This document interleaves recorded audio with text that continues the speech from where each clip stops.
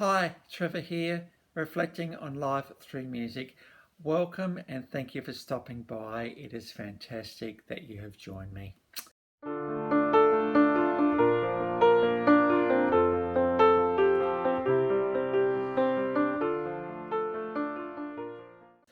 Well, I trust you enjoyed my last video on the incredibly passionate romantic composer Richard Wagner. And in that particular video, I challenged you. I said, are you game to immerse yourself in what is a holistic, whole of being music experience? Well, I thought we'd just continue on a little with Richard Wagner today because he is such an amazing composer.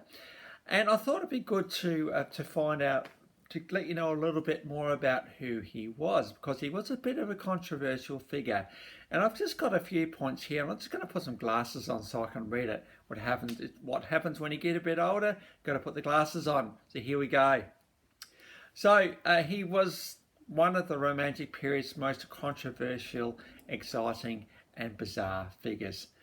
He came into the world in 1813 and he was the youngest of 9 children. That's how many kids they had back in those days. And his father died 6 months after his birth. He didn't show much enthusiasm for music as a kid. He wasn't like a child prodigy. And he didn't receive any piano lessons. But he did write his first piece of music at the age of 13, just a small little piece called Leibold. And then they discovered there was something about this guy, so they thought they'd better give him some lessons. And he apparently had a keen love of dogs, particularly his partner's dog, Minna Planer, had a large Newfoundland named Robber, of all things. Wagner's first complete opera was written at the age of 20.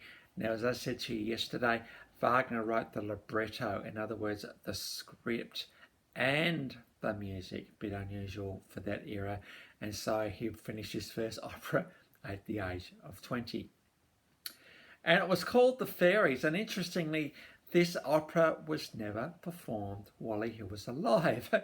It got its first premiere after his death in 1883. While Wagner was in exile, and exile happened a little bit for Wagner, whether it was because of his political beliefs or whether it was because he was escaping debtors, he completed several key works while he was in exile, including Lohengrin. And interestingly, while he was exiled, he actually asked his mate Franz Liszt to produce the song in Germany for him, and Franz said, yeah, why not, let's do that. So hence that's how that opera got produced in Germany. One of Wagner's greatest gifts to music is the leitmotif. Now, I don't know if you know that when you watch a movie, there may be a particular little theme of music that goes along when a character comes in. If I sang da-da, da-da, da-da, that thing, well, that's the Pink Panther. And I'm sure a lot of the Marvel characters have a little motif when they come in. Or the Darth Vader theme. Da, da, da, da, da, da, da, da, da. Well, we can thank Wagner for that, because he's the one that brought that into the world, and movies have benefited well and truly because of that. Many Hollywood scores have now got this technique in them. One of his most famous pieces was Flight of the Valkyries, and this was actually used in the terrifying helicopter scene in Apocalypse Now. And of course, da da da da da da da, that is one of Wagner's tunes as well, the Wedding March. And so his music is well used in common music even today. Wagner was quite opinionated, and that kind of got him into a little bit of trouble. And he did write several essays about how music is not just music, it is a complete art form. It captures all of who we are, not just our ears. And because of that, he had very definite ways about that, how that should happen. So a number of essays were written where he expounded his quite radical views at the time. Wagner's controversy extended to his love of Nazism. In fact, it was Adolf Hitler that said, "You cannot be a German unless you like the music of Richard Wagner." Now, I did say before that he was put into exile because of his political beliefs, so there was a bit of a tie to Nazism, certainly at the very, very start of it back in the 1800s. And in Israel, even today, they struggle to play Wagner's pieces for that very reason, and there's a bit of understandability about that, that's for sure. And such was the reputation of Wagner that it wasn't good enough for him to actually use other people's theatres. He actually had to construct his own theatre, and it's called the Bayreuth Festspielhaus, and it's still actually used today as part of the Bayreuth Festival. And of course, you can only play Wagner's pieces in the Bayreuth Theatre. And it's interestingly got a recessed orchestral pit, which means that the orchestra is hidden from the dramatic action on stage. Now, recessed orchestral pits are very much the norm these days. They're not on the stage with the performance. Of course, one of the most loved, detested, despised, but revered opera cycles is the Ring Cycle. It's a 4 opera series. You don't just see one of them, you see all 4 of them. And apparently a member of the Wagner family has to be present when the Ring Cycle is played. And it actually took Wagner from 1848 to 1874 to complete. And its first premiere was in 1876, just 7 years before Wagner's death.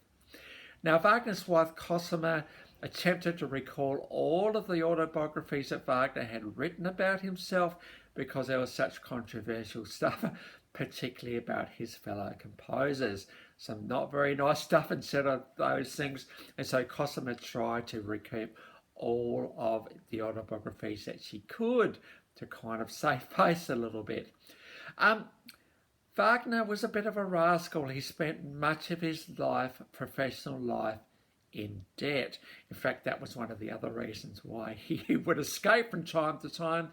But King Ludwig II came to the throne of Bavaria in 1864, only at the age of 18, and he was a massive fan of Wagner. And so, out of the goodness of his heart, he actually paid off all of Wagner's debts. And I'm sure Wagner would have been a little bit relieved by that fact. And let's not stop debt from actually building a theatre of all things. In fact, the king also arranged for someone to dictate Wagner's autobiography. He gained a bit of notoriety from a brief affair with Matilda Wesendonck, who was married to a silk merchant. And even though Matilda wasn't too keen on Wagner, he still wrote adoring letters to her. And interesting, one of them was intercepted by his wife, Mina Planner. Whoops. And in the final years, Wagner suffered severely from angina, which eventually took his life with a heart attack in 1883. The rumour was the attack had been the result of an argument between Richard and his wife Cosima about his interest in other women. So there's just some very interesting, fascinating points about Richard Wagner's life that I thought would be good to talk about today. And thank you for the website for providing this information for me to have a look at today. Now, as I talked about yesterday, Richard Wagner was a composer in the Romantic period. And one of the themes of the Romantic period was this thing called Sehnsucht. It's a longing, a desire, an all-encompassing desire to reach perfection. But if we reach perfection, it won't be perfection anymore, so we have to back away from it as quickly as we can. It involves music building and building and building and becoming more intense, and then it drops back and it builds and builds and builds again. And then when you don't think your ears, in fact your whole being, could take anymore, it just keeps going. This is what Richard Wagner is famous for. And certainly in the piece I looked at yesterday, Tristan and Isolde, very much the case. Stunningly beautiful and moving. Needs all of our being to listen to it. And Tristan and Isolde, I suppose, is something a little bit more on his quieter and reflective side. Well, I thought I'd better go to something else today. Now, of course, we know that classical music is not rocky. Classical music can be grand and majestic. And this is certainly what the overture from another of his operas, Tannhauser, is all about. This piece is extremely complex.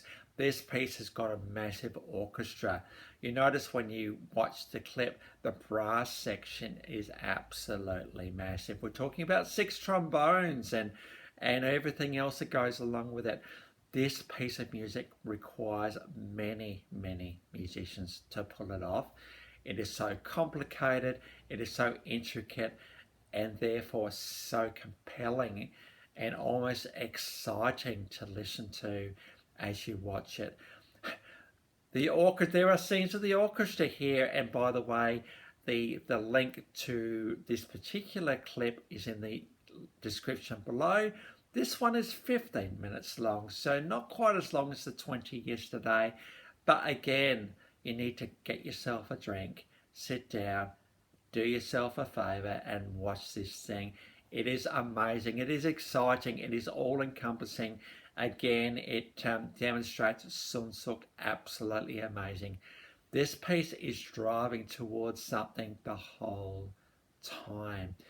And when you watch Herbert von Karajan conducting the Berlin Philharmonic Orchestra, notice Berlin here, this is Germany where Richard Wagner spent his time.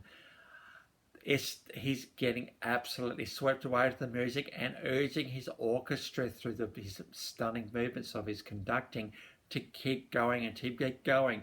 There are bits which are completely out of the tree, completely unusual, completely different, and this conductor urges his orchestra through this whole experience of the overture to Tannhauser. So I think the challenge today for you as the watcher of this video, and it's great, by the way, that you've come back for another one. And if you're here for the first time, fantastic as well. It's really great that you have come. And if you've got here to the end, fantastic as well. The challenge for you today is, are you game again to be fully embroiled with your whole being as you listen to this masterpiece of the overture to Tannhauser? Put aside the fact it's classical music. This goes beyond classical music into something else completely. So I encourage you to have a listen and to see what I mean. So again, the link is in the description below. And I've also just included, particularly if you want to recap on my first video commentary where I looked at Wagner a little bit, that's there for you to have a look at as well. And if you do want a bit of a classical moment, again, I encourage you to listen to Tristan and Isolde. Very much the quieter but compelling part of his compositions. Tannhauser is the other side of his composition genius. So I trust you, I'll endorse that clip for you today.